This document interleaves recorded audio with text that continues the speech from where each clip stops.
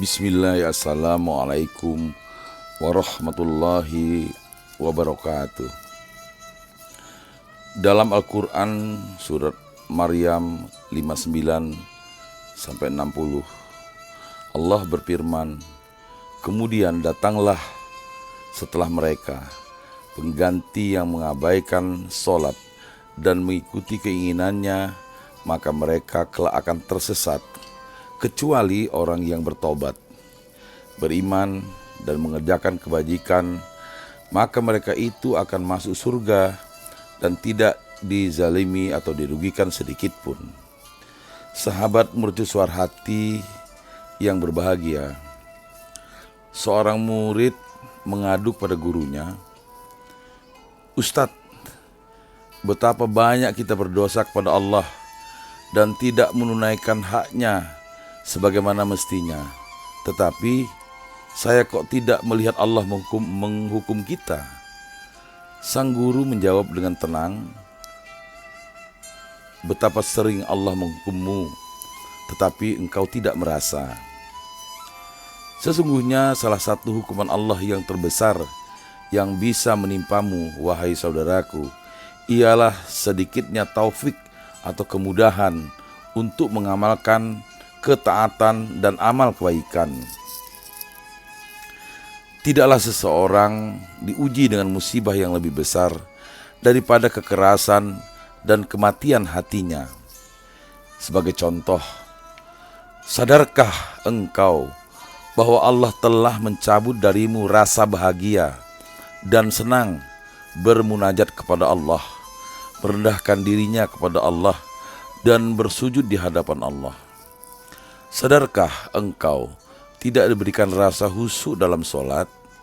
Sadarkah engkau bahwa beberapa hari dari hari-harimu telah berlalu dari hidupmu tanpa membaca Al-Quran, padahal engkau mengetahui firman Allah, sekiranya kami turunkan Al-Quran ini kepada sebuah gunung, pasti kamu akan melihatnya tunduk terpecah belah disebabkan takut kepada Allah.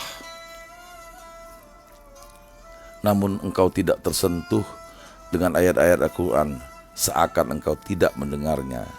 Sahabat mercusuar hati yang berbahagia, sadarkah kita telah berlalu beberapa malam yang panjang, sedangkan kita tidak melakukan qiyamul lail di hadapan Allah, padahal terkadang kita begadang?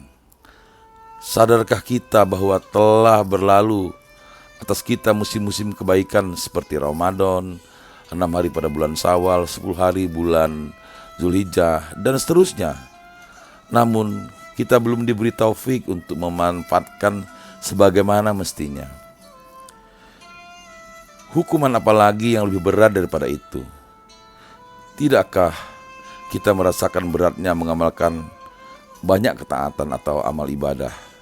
Tidakkah Allah menahan lidah kita untuk berzikir, beristighfar, dan berdoa kepadanya?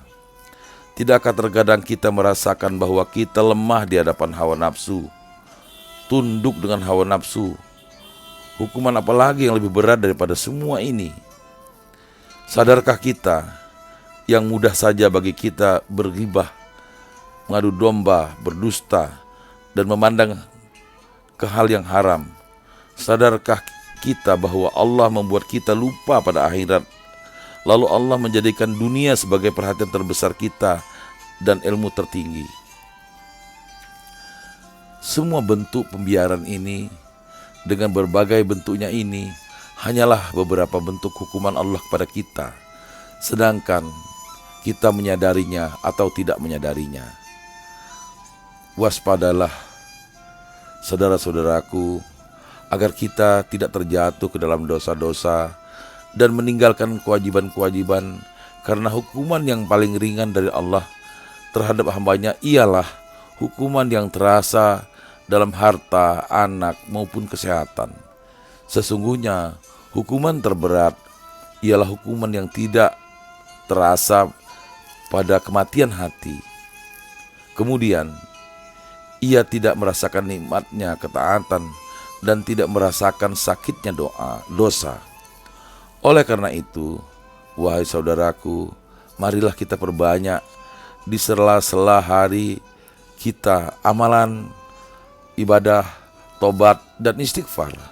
Semoga Allah senantiasa menghidupkan hati kita semua.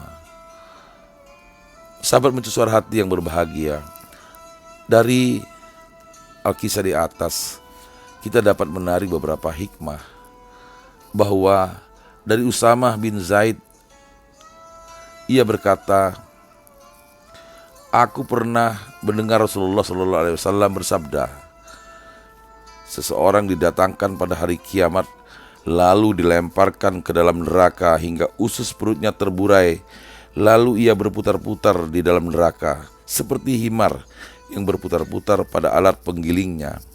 Kemudian para penghuni neraka mengerumuninya seraya bertanya, wahai Fulan, apa yang telah menimpamu? Bukankah engkau dahulu menyuruh kami kepada ma'ruf dan mencegah kami dari yang mungkar? Ia menjawab, memang aku dulu menyuruh kalian yang ma'ruf, tetapi justru aku tidak melakukannya. Dan aku mencegah kalian dari mungkar, tetapi aku justru melakukannya. Hadis Bukhari Muslim. Yang berikutnya adalah kemaksiatan bisa dalam bentuk yang besar maupun yang kecil. Kemaksiatan bisa berupa dosa besar ataupun dosa kecil. Namun tidak ada dari kita yang mengetahui entah kemaksiatan atau kesalahan yang manakah, entah itu dosa kecil atau itu dosa besar, yang akan mengundang murka Allah, yang kelak akan diperlihatkan kepada kita di akhirat. Bahkan mungkin azabnya sudah menimpa ketika kita masih hidup. Sahabat mercusuar hati yang berbahagia, mudah-mudahan ini dapat menginspirasi kita dan kita menyadari bahwa kadang kita tidak merasa hukuman yang sedang menimpa kita karena kita lalai dengan hati kita. Lebih dan kurang mohon maaf. Billahi taufik wal hidayah. Wassalamualaikum warahmatullahi wabarakatuh.